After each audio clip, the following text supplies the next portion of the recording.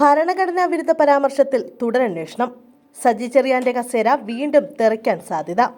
ഭരണഘടനാ വിരുദ്ധ പരാമർശത്തിൽ സജി ചെറിയാനെതിരെ പുനരന്വേഷണത്തിന് ഉത്തരവിട്ടിരിക്കുകയാണ് ഹൈക്കോടതി. ഭരണഘടനയെ മാനിക്കുന്നതല്ല സജി ചെറിയാന്റെ പ്രസ്താവനയെന്ന് വിലയിരുത്തിയ ഹൈക്കോടതി പോലീസിന്റെ അന്വേഷണ റിപ്പോർട്ട് റദ്ദാക്കുകയും ചെയ്തു. കേസിൽ പുനരന്വേഷണം വേണം. ക്രൈംബ്രാഞ്ചിലെ സത്യസന്ധനായ ഉദ്യോഗസ്ഥനെ കൊണ്ട് അന്വേഷണം നടത്താൻ ഹൈക്കോടതി DGPക്ക് നിർദ്ദേശം നൽകി.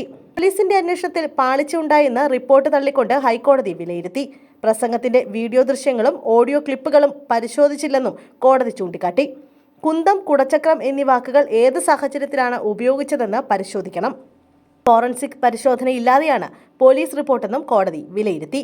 പ്രസംഗം ഭരണഘടനാ ലംഘനമില്ലെന്ന പോലീസിന്റെ റിപ്പോർട്ട് ഹൈക്കോടതി തള്ളി. അതേസമയം വീണ്ടും ഒരു അന്വേഷണം നേരിടേണ്ടി വരുന്ന ഈ സന്ദർഭത്തിൽ സജി ചെറിയാൻ വീണ്ടും മന്ത്രിസ്ഥാനം രാജിവെക്കുമോ എന്നാണ് ഇപ്പോൾ ഉയരുന്ന ചോദ്യം. ഭരണഘടനയെ അവഹേളിക്കുന്ന പ്രസ്താവന വൻ വിവാദമായതിനു ശേഷം വലിയ സമ്മർദ്ദത്തിലായിരുന്നു CPM.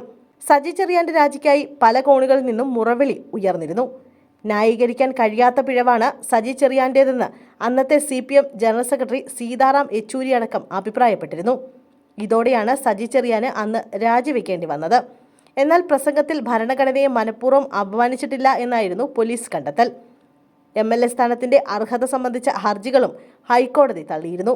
ഇതോടെ സജി ചെറിയാൻ മന്ത്രിസഭയിലേക്ക് തിരിച്ചുവന്ന് വീണ്ടും സാംസ്കാരിക വകുപ്പ് മന്ത്രിയാവുകയും ചെയ്തു. എന്നാൽ ഇപ്പോഴിതാ വിവാദ പ്രസംഗത്തിൽ വീണ്ടും അന്വേഷണം നടത്താൻ ഉത്തരവിട്ടിരിക്കുകയാണ് ഹൈക്കോടതി. വിവാദമായ ഭരണഘടനാ വിരുദ്ധ പരാമർശത്തിൽ സജി ചെറിയാനെതിരെ CBI അന്വേഷണം ആവശ്യപ്പെട്ട് നൽകിയ ഹർജിയിലാണ് ഹൈക്കോടതി ഇന്ന് വിധി പറഞ്ഞത്. അഭിഭാഷകനായ ബൈജു M. നോയൽ നൽകിയ ഹർജിയിൽ ജസ്റ്റിസ് ബെച്ചു കുര്യൻ തോമസ് അധ്യക്ഷനായ സിംഗിൾ ബെഞ്ചാണ് വിധി പറഞ്ഞത്.